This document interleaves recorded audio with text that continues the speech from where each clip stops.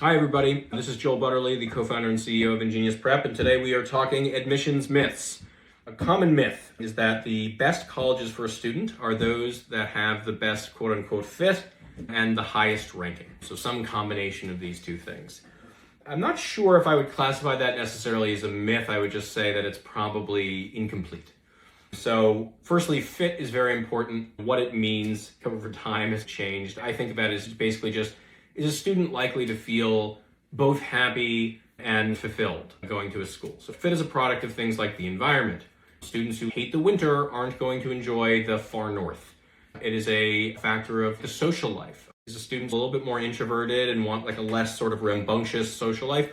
Or does the student want to go to frat parties and do frat things? Both are fine, but they're very different. The social life at a school like the University of Virginia is going to be radically different than the social life at a school like NYU. That's relevant too.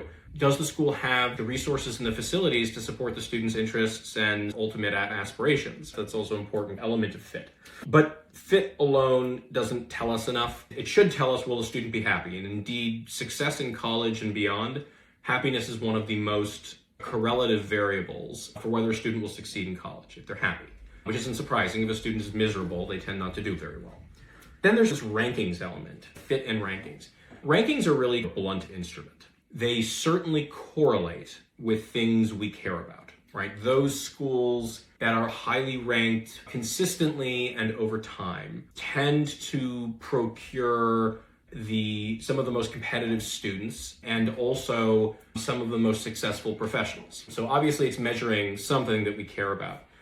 But it doesn't do it particularly well. You can dive into the specific variables you care about and come to a much better opinion as to whether or not a school is ranked the way you want it to be. For example, I covered this in a previous myth. There's a whole bunch of things in the rankings that you really probably do not care about.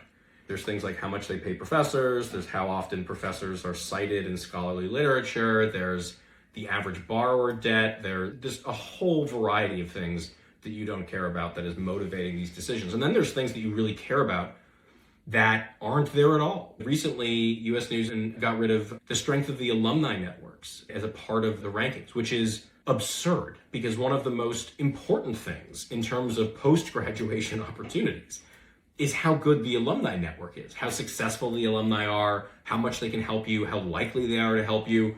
These are things that we should care a great deal about, both as applicants and as parents. So to drop that is nonsense. And they did it for what I can only describe as being the silliest possible reasons. It actually had a meaningful impact on the rankings of top 20 schools. There were some schools that dropped quite a lot as a result of it because their alumni network were one of the things that they were strongest with.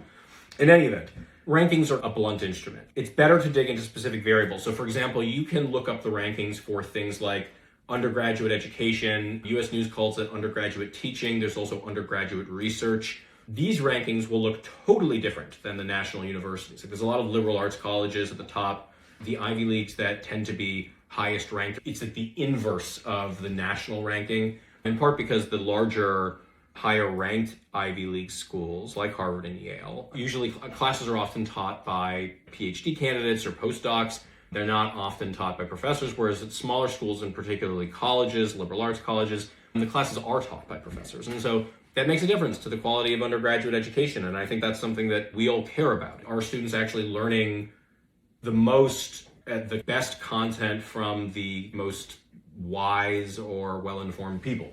The second is strengthen an individual major. Just because a school is very highly ranked, and I think I've said this several times in other videos, like Brown, for example, is a quite low-ranked engineering program compared to its overall ranking.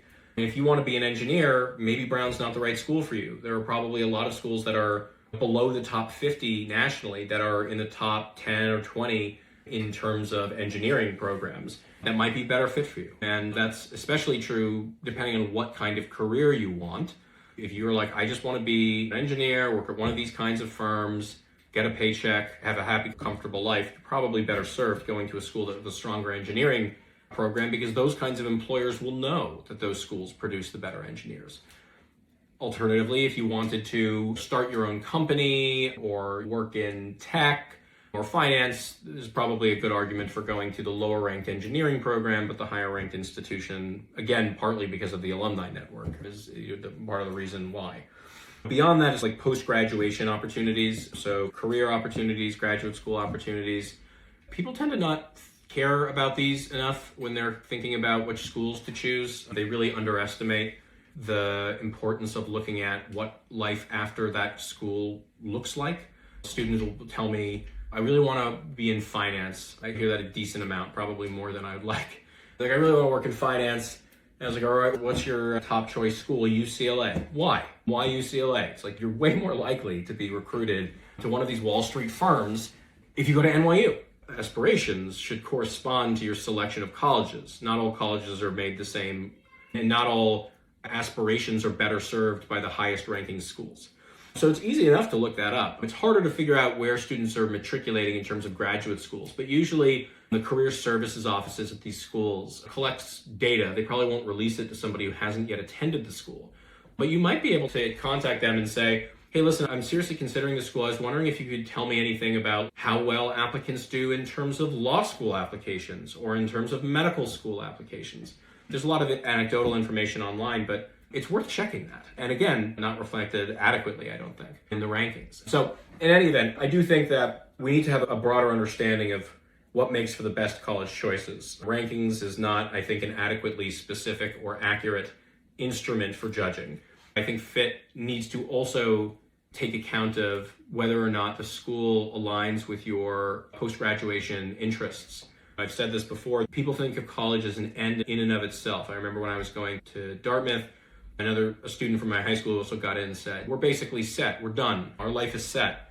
But of course, it's just not true at all. You still had to work super hard. You still had to do very well if you wanted to get into a good graduate program or have a successful career. People should have a broader understanding of FIT, is the net of this. Anyway, thank you guys very much for listening. I hope that this was helpful. If there are any other myths that you would like me to address at excessive length and speed of conversation, please do let us know in the comments. And I hope to hear from you soon.